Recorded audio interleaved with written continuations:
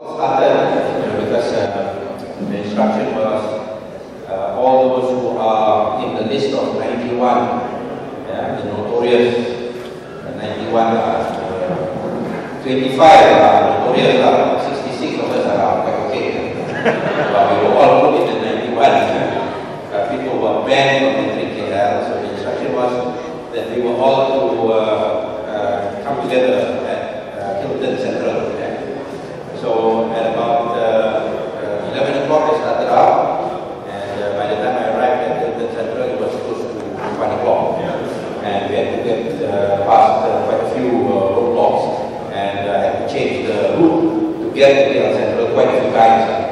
Whenever there was a roadblock, traffic jam, we changed and I used a different route. So in the end, about 1 o'clock arrived at KL Central. I managed to get past the police, and I went upstairs floor, where Maharaja was there, Anwar was there, the other past leaders were there, Ustaz Hadi arrived there as well, a little bit late. We had PC, and after doing our Zuhur afternoon prayers, we went downstairs, and when we went downstairs, we came out from the lifts. I think there was maybe about 30 or 40 of us.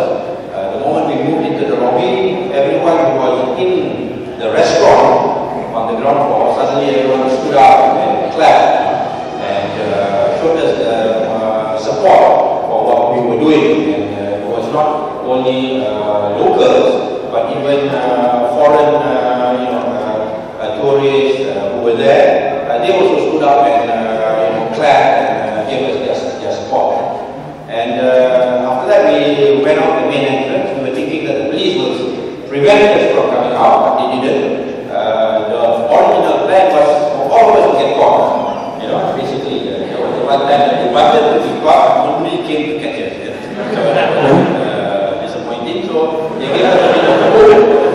So we moved from KL, the Hilton Central, we moved to KL Central, and we made our way into KL Central. And as we were moving, I think our group grew bigger and bigger. And by the time when we moved into KL Central, the police did try to prevent us from going in, but we just basically forced our way through. We went to KL Central, and again, when we arrived in KL Central, the people who were in KL Central were also just like waiting for us. And the moment we came in, they were all clapping and shouting in support. And suddenly the group that was grown maybe from 60 to over about 90, by the time we were moving around in KL Central, it just got bigger and bigger. And I think by the time we came out of KL Central, I think there was easily maybe about 150 to 200 people who were with us. Right? And we left the Hilton Central in one piece. No tables were turned, no chairs thrown, no fires, no nothing. So all this accusation that kita ni perusuh, that we were there to create problems, I mean, if we wanted to create problems, then we would have started with the Hilton Central. It would have been a good place to break out and set on fire for international coverage. But we were a peaceful group, even though our numbers were many. And the same thing happened when we went to KL Central. KL Central, as you know, there are many shops selling a lot of things. But again, we didn't touch anything. We didn't break any windows or break any doors or break any display counters and run away with handphones or anything like that. It was all very peaceful. And by the time we went out of the building, then somehow or other the people in front went through a metal staircase, a steel staircase, went downstairs. And downstairs, I think either it's a service road or it's the road used by the buses or whatever, I'm not too sure. But basically, it looked like we felt as though we were in a tunnel, because we came down. There was a road, there was a wall in front, a wall at the back. Obviously, the KL Central was on top, so it was a roof. So it was like a tunnel. And when we approached the end of the tunnel, when we saw the opening, suddenly we saw the FRU waiting for us. They were all ready, lined up, and they were waiting for us, and maybe the distance between us and them is is basically like me and the wall there. Yeah, so not very far. When we saw them, probably even less. Latifah says even less. Yeah? So when we saw them, we stopped. Okay, we stopped. We didn't rush them. We didn't start throwing bottles or stones at them. We just stopped. Right? Then when we stopped, suddenly we heard the siren coming from the back. And that was an FRU Land Rover or four-wheel drive or whatever truck carrying more of their personnel. And they wanted to come through us and get to the other side. And we allowed them. Yeah, we allowed them. We were a peaceful group. Yeah, so they wanted to come through. So we made way. We allowed them to get through. Yeah, and when they got through, and they joined the group over there, so we regrouped. And then next thing I knew, because I turned around, I was looking at the back. I was saying to myself, the FRU truck is coming from the back. There's probably some FRU personnel at the back as well. So I wanted to see what was happening. I turned around, and the next thing I knew, my glasses went flying. So these are new glasses. That's what we did. So my glasses went flying, and suddenly it was filling up with gas. You see the gas coming out, and then I realized that they had shot tear gas.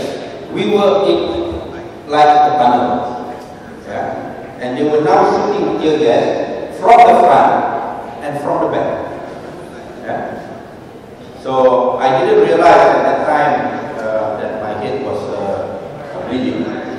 What I did was that because upstairs, when we were at the hotel, they gave us the yellow first aid t-shirts in plastic bags, in nice plastic bags. So I took the yellow shirt and I put it over. I wore it over my white t-shirt, and the plastic bag, the wrapping for the t-shirt, I folded it. I put it in my pocket, right, trouser's pocket. So when the tear gas started filling up the air, I remembered the plastic bag. So I used the plastic bag, I took it out, I unfolded it, I filled it with air, and I covered my mouth and my nose with the plastic bag, and I breathed through the plastic bag. Yeah? So this is something that I learned when I was in Petronas. When you go to the platform, you go on a helicopter. If the helicopter falls into the sea, and it will turn turtle, the helicopter will turn turtle. You will be upside down with a safety belt and all that. They give you a bag which you breathe into the bag, because the recycled air can keep you underwater for at least 5 minutes. Right? So you breathe your air, but even the air that you breathe out still contains oxygen. So I used the plastic bag, I covered my nose and my mouth, and I breathed through the plastic bag. And so I wasn't so badly hurt or badly affected by the gas. But at that point in time, suddenly I was seeing that my plastic bag was changing. There was some fluid going into the plastic bag, and that was my blood. Yeah? So the blood that was flowing from the back of my head was going into the plastic bag. So in the end, when I left the scene, I had a plastic bag which was maybe about a third full of blood. Yeah, because the head, they say, is full of blood vessels. So when you bleed, the bleeding will be quite confused. So I was having this, and of course then at that time I also realized my shirt was already covered with blood. A friend whom I met later told me that his shirt was also splattered with my blood. Even Dr. Zul said that his shirt was also